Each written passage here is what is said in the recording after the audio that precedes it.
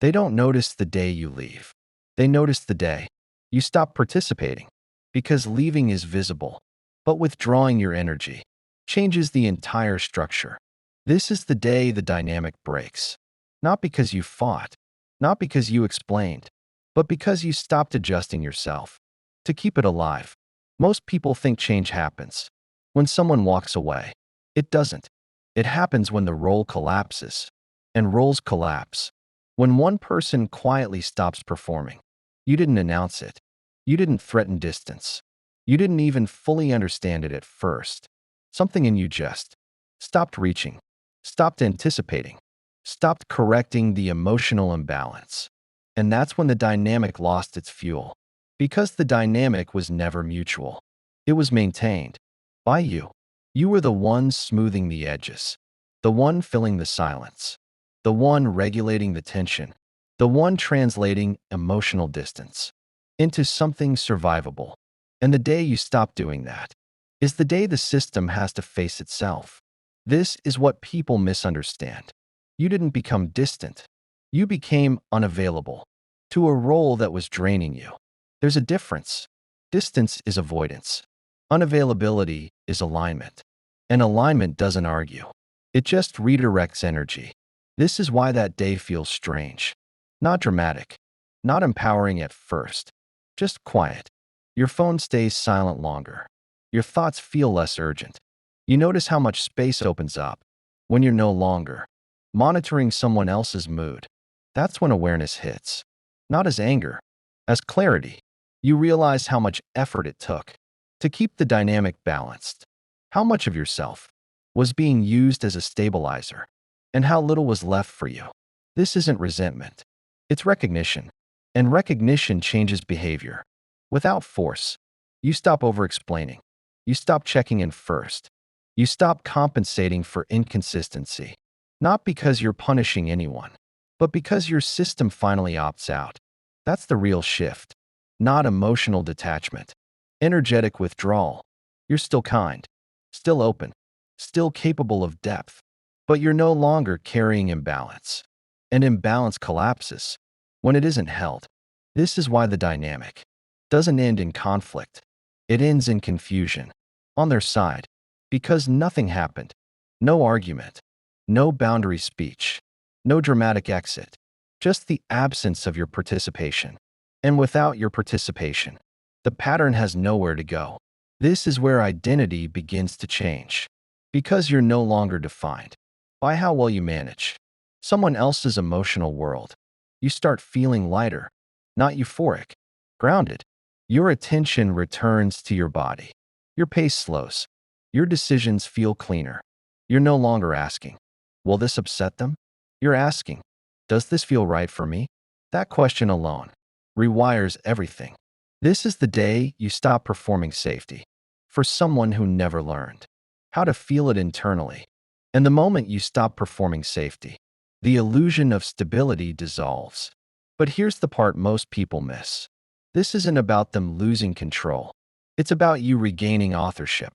You're no longer an accessory to someone else's regulation. You become the main character in your own nervous system. And that shift is irreversible. Once you feel what it's like to not manage another person's emotional state, you don't go back. You can't unfeel that relief. This is why the dynamic doesn't restart. Even if they reach out, even if curiosity resurfaces, even if nostalgia whispers, your body remembers. It remembers the cost, and it chooses differently. Quietly, this is the day you stop participating in the dynamic, not as an act of rebellion, but as an act of return. Return to your pace, your clarity, your center. And from this point on, anything that requires self-abandonment no longer feels like love. It feels like a mismatch. And mismatches don't require endings. They resolve themselves when participation ends. After that day, something subtle changes inside you. Not confidence, not relief yet. Orientation. Your attention starts returning to places it hasn't been in a long time. Your body, your rhythm, your internal signals. You begin to notice how often you were scanning, not consciously, somatically, checking tone, timing responses, adjusting your energy to prevent distance. That scanning stops, not all at once, but enough that your system exhales. And when scanning stops, clarity enters. You start seeing the dynamic. Without emotional fog, you realize how many of your choices weren't actually choices. They were adaptations, tiny adjustments made over time to keep connection intact. You answered faster than you wanted. You softened yourself unnecessarily. You minimized needs before they became inconvenient. And you didn't call it self-abandonment. You called it love. But love doesn't require constant self-editing. That realization lands slowly. And once it lands, you can't unknow it. This is where identity begins to reorganize. Not dramatically, structurally. You stop defining yourself as the one who holds things together. You stop seeing your value as your capacity to tolerate.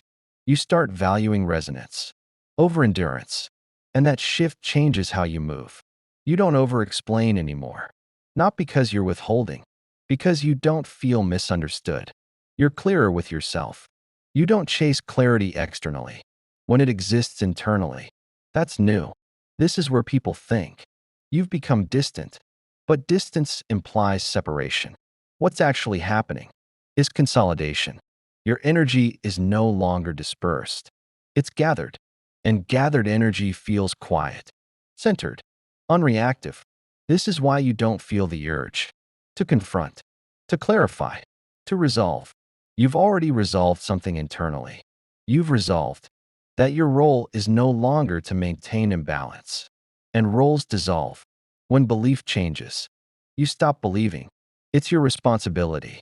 That's the real boundary. Not words, not ultimatums. Belief. This is also where guilt fades. Not because you harden, but because you understand. You see how the dynamic functioned. You see why you stayed. You see why you adapted. And you see why it couldn't continue. Understanding replaces blame. Toward them, toward yourself. And blame was the glue. Once it dissolves, the story loses charge. You don't replay conversations. You don't imagine different outcomes. You don't ask what you could have done better. Because the answer is clear. You could have stayed longer. And that wouldn't have changed the structure. So staying was never the solution. Stopping participation was. This is where your nervous system stabilizes. You sleep differently. You think more clearly. Your emotional baseline evens out. Not because life is perfect, but because you're not carrying two systems anymore. You're only regulating one, your own. That alone frees capacity. You start noticing possibilities again. Not new relationships necessarily, but new interests, new desires, new ways of occupying your time. You're less available for urgency, more available for depth. And depth requires space, which you now have. This is also where attraction recalibrates. You're no longer drawn to intensity, to push-pull, to emotional unpredictability. Your body doesn't read that as chemistry anymore. It reads it as work, and your system has learned. It doesn't need to work that hard to connect. So what used to pull you in now repels you, not consciously, somatically. Your body turns away before your mind forms a story. That's integration. This is how patterns actually end, not through insight alone, through nervous system learning. Your system has learned what it costs to overfunction, and it has learned what it gains when it stops. That learning doesn't reverse, which is why this isn't a phase. It's a shift. You don't need reminders. You don't need affirmations. You don't need rules. Your body enforces the boundary automatically. This is what people mean when they say they've changed. Not that they've become someone else, but that they've returned to themselves. Without the adaptations, this is the identity shift. Quiet, firm, unnegotiable. You're no longer participating in dynamics that require you to disappear. And because of that, you're more present than ever. Present with yourself, present with life, present with what's real. And what's real no longer needs management. As this shift settles, you start noticing something unexpected. Your world doesn't shrink. It clarifies. People either meet you or fade naturally. There's less confusion, less mixed signaling, less emotional noise, because you're no longer sending it. You're no longer over-accommodating. And over-accommodation was the invitation. When that stops, only compatible connections remain. This is where your standards change. Without effort, you're not raising them. You're honoring them. You don't need to announce boundaries. Your presence enforces them. You respond when it feels right. You speak when there's clarity. You step back when there isn't. And this creates a new rhythm, a rhythm that filters automatically. Some people feel it immediately.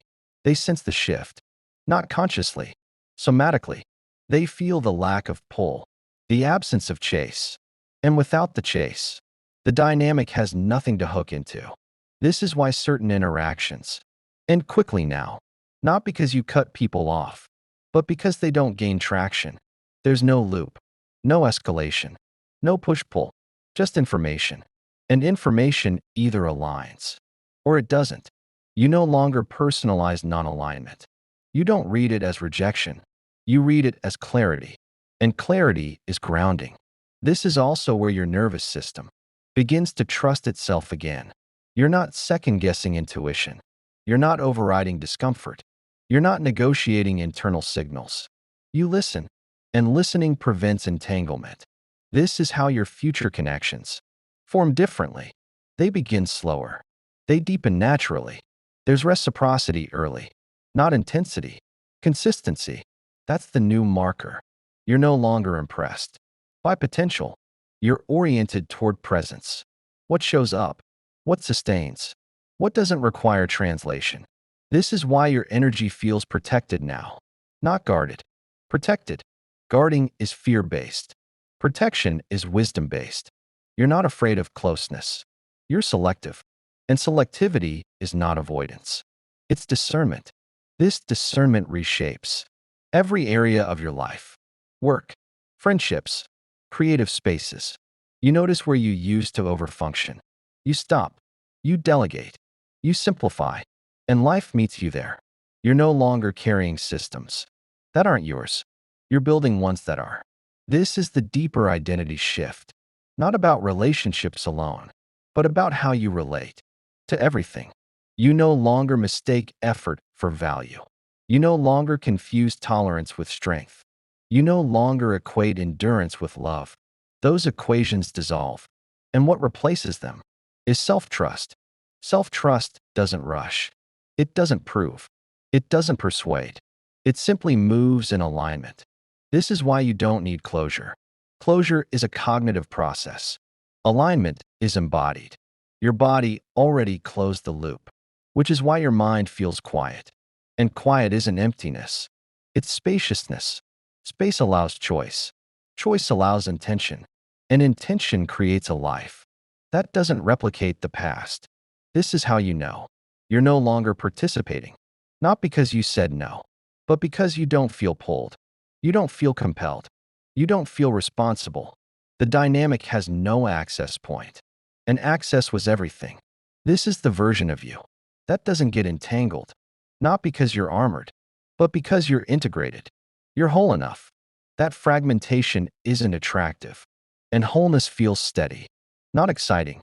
Steady. This is where identity calm becomes visible. Others feel it. They respond differently. They don't test as much. They don't push boundaries. They don't provoke. Because your system isn't available for those exchanges. This isn't dominance. It's coherence. And coherence is stabilizing. For you. For anyone who interacts with you. This is how the day you stop participating extends into your future. Not as a memory, as a baseline. You don't think about that day anymore. You live from it. And living from it feels natural, unforced, real. By the time you reach this place, you don't feel like you've ended something. You feel like you've arrived. Arrived back into your own life. There's no dramatic shift. No declaration. No need to explain what changed. Because what changed is how you occupy yourself. You're not bracing anymore. You're not preparing for emotional weather. You're not managing someone else's inner world. You wake up less tight. You move through the day with fewer micro-adjustments. And that freedom is subtle but profound. This is what it feels like to stop living in response. Response kept you alert, alive, but also tired. Now you live from presence. And presence doesn't rush. It doesn't chase. It doesn't negotiate. It simply notices. This is the state where your nervous system trusts you. Trusts that you won't override it. Trusts that you'll listen when something feels off. Trusts that you'll step back before you disappear. That trust creates safety. And safety creates depth. Not with everyone. With the right people. You don't need many. You need resonance. And resonance can't be forced. It emerges when you stop performing. This is why your future doesn't look chaotic. It looks intentional. You choose environments that don't drain you.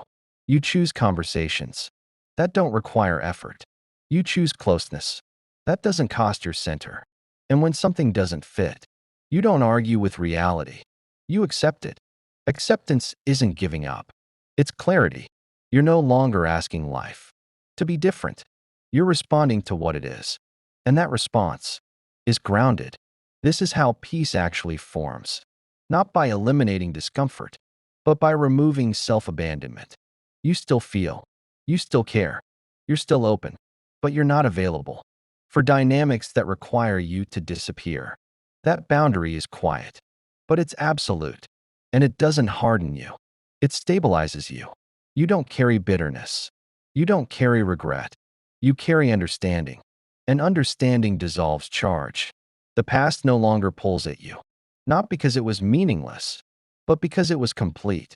Completion doesn't announce itself. It just stops repeating. This is the end of participation and the beginning of authorship. You're no longer inside the pattern. You're witnessing it from outside. And from here, you don't judge it. You don't romanticize it. You simply don't enter it again. That's growth. Not louder boundaries. Not stronger walls. But clearer alignment. And alignment creates a life that doesn't need defending. If this landed softly, that's the point. Soft doesn't mean weak. Soft means regulated, integrated. Here, you didn't stop participating to punish anyone. You stopped to return to yourself. And that return is what makes everything else possible. If this felt like a recognition rather than a revelation, your system already knew. You're not becoming someone else. You're remembering who you were before you learned to overfunction. That's where this video ends. Not with intensity, with steadiness. And steadiness is the real shift.